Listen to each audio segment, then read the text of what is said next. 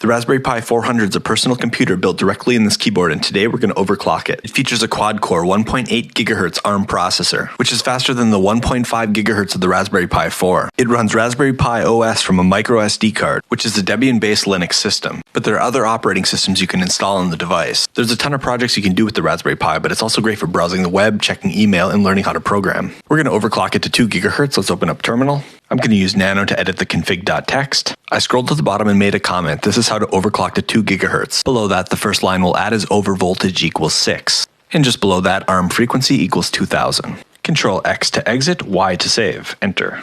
And we'll type sudo reboot to reboot the system. By typing in lscpu, you can now see that the CPU max is set to 2000 MHz. I'm running Chromium watching a YouTube video, and the frequency is showing anywhere from 1100 to 2000 MHz. No throttling, and the temperature stayed around 40 to 49. With any type of overclocking, do this at your own risk.